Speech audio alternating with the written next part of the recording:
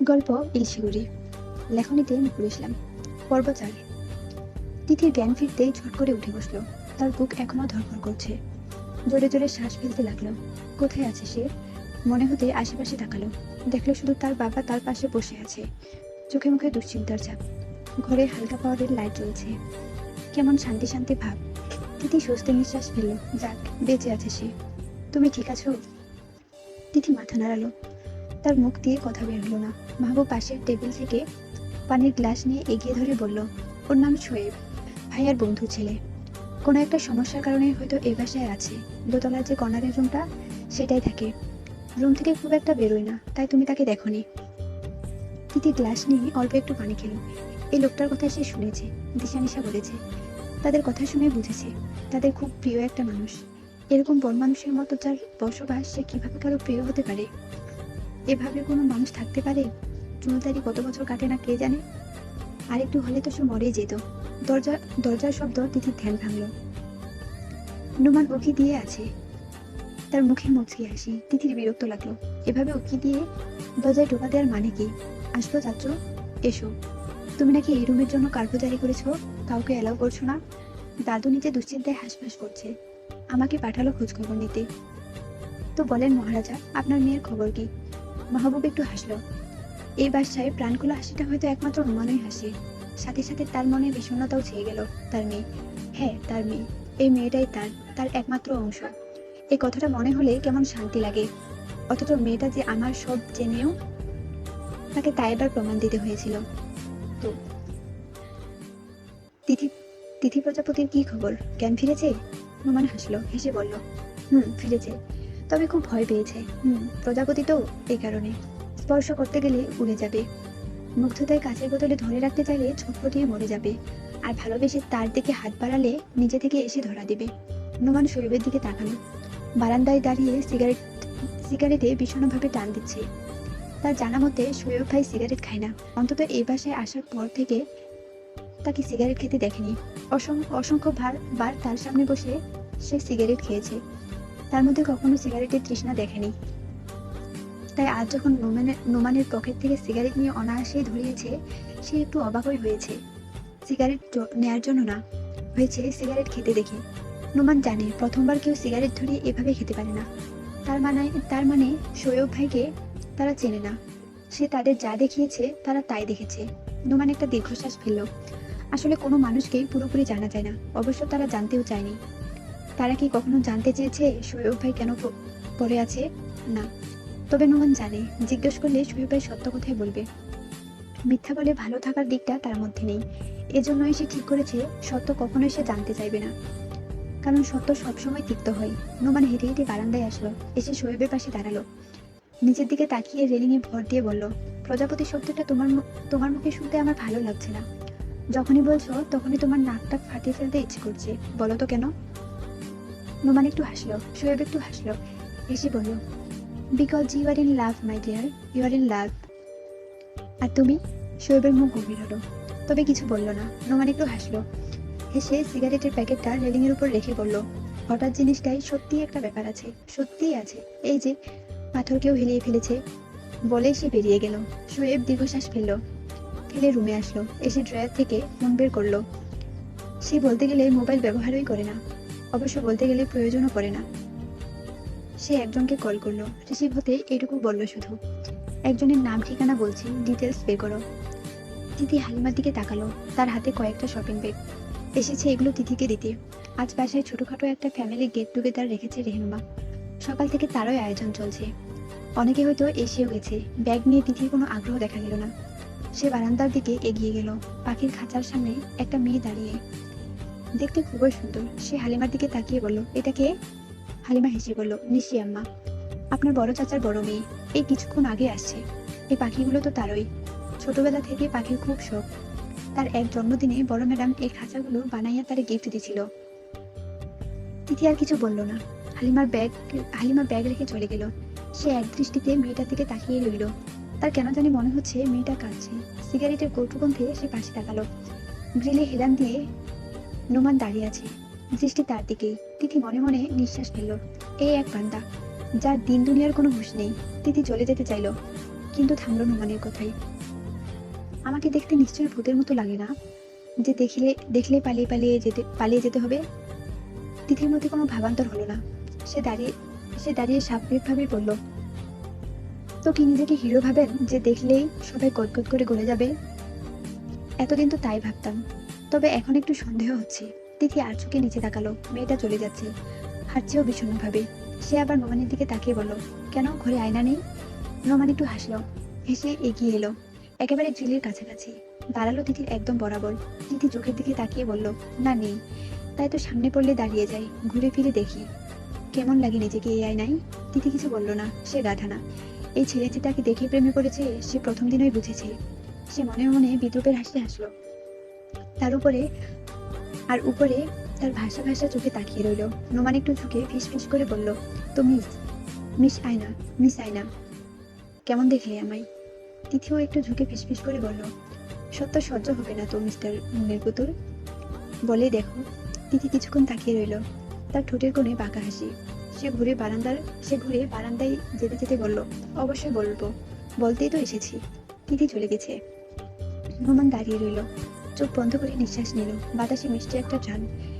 তিথি আশেপাশে থাকলে এই ঘ্রাণ তার নাকে লাগে। এই মেয়েটা হয়তো জানেন না, সে আশেপাশে থাকলে এই যে তার অতি প্রিয় সিগারেট, এটাও বিষাদ লাগে। মাহবুব নিচে নামলো অনেকটা সময় পরে। ছেলেরা সবাই দুতলায় বসেছিল, তাই সে নিচে আসতে পারেনি। এমনিতে সবার সাথে খুব একটা দেখা হয় না, তাই সবার সাথে কথা বলতে বলতে অনেকটা সময় পেরিয়ে গেছে। সে আশেপাশে তাকালো, কোথাও তিথিকে দেখলো না। দেখলো রেহনুমাকে, সে সবসময়ের মতো মধুমুড়ি হয়ে বসে আছে। সে দীর্ঘশ্বাস ফেললো। সে এসেছিল তিথির জন্য। এত মানুষের মধ্যে অস্বস্তিতে পড়েছে কিনা কে জানে। সে আবার উপরে যেতে যেতে যেতে লাগলো, দাঁড়ালো রাইসার ডাকে। রাইসা রেহনুমার বোন, তার পাশে তার এক কাজিন। কেমন আছেন মাহবুব ভাই? ভালো, তোমাদের কি খবর? আর আমাদের খবর? যাক, তবুও জিজ্ঞেস করলেন।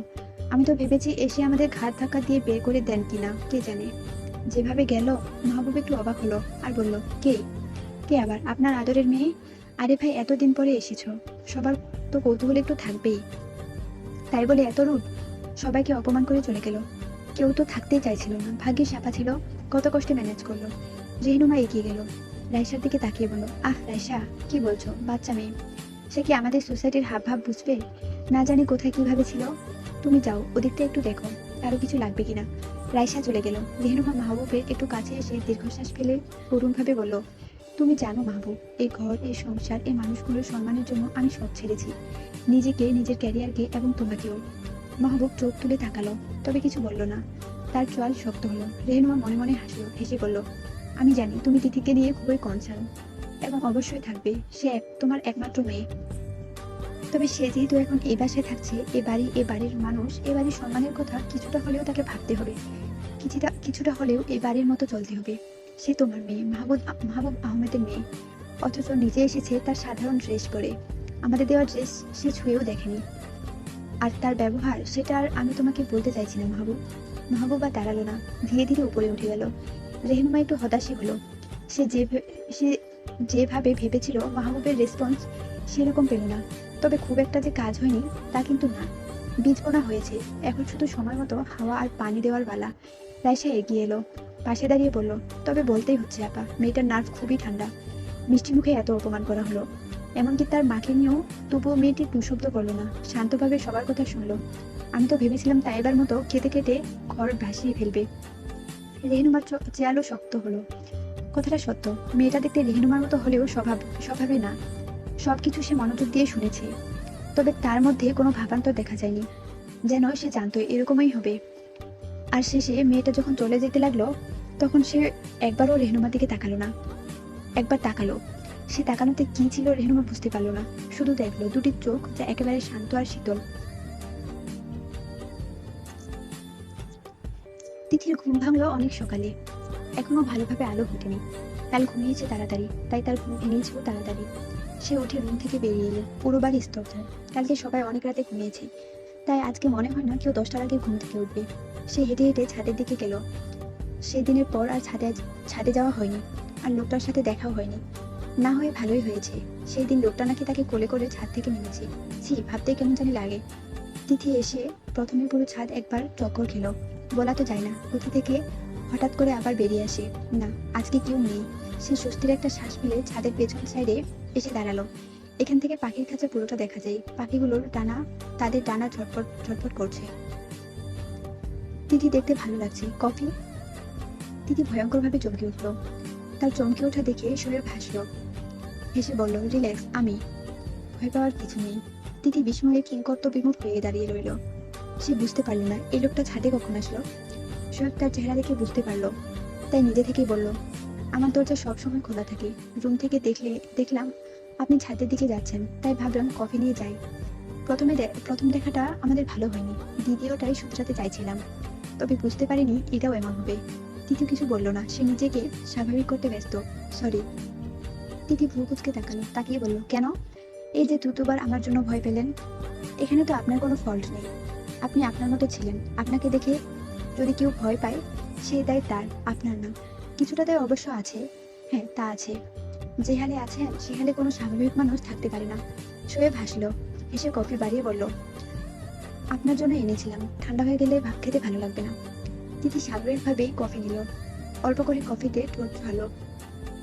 ঘুম থেকে ওঠার কারণে তার চোখ মুখ ফুলে আছে। এলোমেলো চুল, খোপা করার জন্য দুই সাইডে চুল বেরিয়ে আছে। তেল চিটচিটে মুখ। শোয়েব সবকিছু খুঁটিয়ে খুঁটিয়ে দেখলো।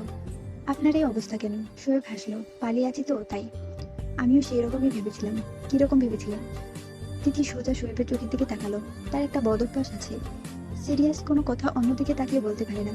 যা বলবে, যাকে বলবে, সোজা তার দিকেই তাকিয়েই বলবে। তাই তার স্বভাব মতো তাকিয়ে বলতে শুরু করলো। আর খেয়াল করলো লোকটার পুরো মুখ জঙ্গল হয়ে থাকলেও তার চোখ দুটো খুবই স্বচ্ছ, টলটলে পানির মতো। আপনি ফেমাস একজন মানুষ। আপনার আপনাকে প্রথমে চিনতে না পারলেও পরে চিনেছি। আমি প্রচুর গল্পের বই পড়ি, সেখানে আপনারও কিছু বই আছে। আর তাছাড়া আপনার বাবার নাম করা একজন বিজনেসম্যান। তার ছেলে এভাবে অন্যের বাড়িতে পড়ে থাকবে কেন? এর পিছনে একটাই কারণ হতে পারে, লুকিয়ে রাখা।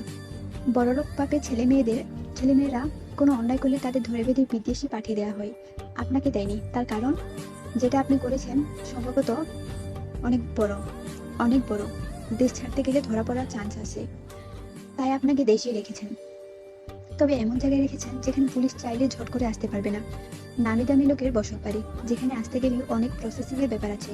আর সেসব করতে করতে আপনাকে অনায়াসেই অন্য জায়গায় সরিয়ে দেওয়া যাবে। শোয়েব মুগ্ধ চোখে তিথির দিকে তাকালো। তিথির কথা শুনলো। মেয়েটা হয়তো জানে না, সে যখন কথা বলে তার ঠোঁটের নিচে তিলের উঠানামা যে কোনো পুরুষের ঘুম হারাম করে দেওয়ার জন্য যথেষ্ট। শোয়েব নিজের জন্য আনা কফিতে চুমুক দিল, দিয়ে বলল, আপনার ধারণা ঠিক। তিথি চুপচাপ কিছুক্ষণ তাকিয়ে রইল, তারপরে বলল, কি করেছেন আপনি? শোয়েব স্বাভাবিকভাবে উত্তর দিল, মার্ডার।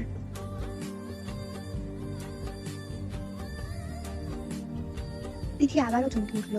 সে এরকমই কিছু একটা আন্দাজ করেছিল, তবুও তার গলা শুকিয়ে এলো। সে ঢোক গিলে বলল, এ কথা কি এবারে সবাই জানে? না, কেউ জিজ্ঞেস করেনি, করলে অবশ্যই জানতো। তিথি বড় একটা নিঃশ্বাস ফেলে বলল, জানলেও অবশ্য কিছু আসতো যেত না। আর আসে যায় না বলে কেউ জিজ্ঞাসা করেনি। বড়লোকের বাপের ছেলে মেয়েদের বড় বড় অপরাধ ছোট ভুলের মতোই মনে হয়, তা হয়। আপনার ভয় করছে না আমাকে বললেন? আমি তো এবারে মানুষদের মতো না। শোয়েব উচ্চস্বরে হেসে বলল, আমি সত্য কথা বলতে ভয় পাই না, সে যেই হোক। এটা আমার বাবা জানেন বলেই তিনি আমাকে এখানে আটকে রেখেছেন। আমি চাইলেও এ বাইরের বাড়ি যেতে পারবো না, যে পর্যন্ত তিনি না চাইবেন। তিনি তার ছেলেকে বাঁচানোর সর্বোচ্চ চেষ্টা করছেন, তবে বেশি দিন সম্ভব হবে বলে মনে হয় না। আর রইলেন আপনি, যে নিজে এসেছে কিছুদিনের জন্য, সে কেন অযথা ঝামেলা বাড়াতে যাবে? আর তাছাড়া আপনি খুবই বুদ্ধিমতী নেই, আর সময়ও তো খুব একটা নেই। তাই আপনি যার জন্য এসেছেন তাই করবেন, এর বাইরে এক সেকেন্ডও সময় ব্যয় করবেন না। আমি সেটা জানি।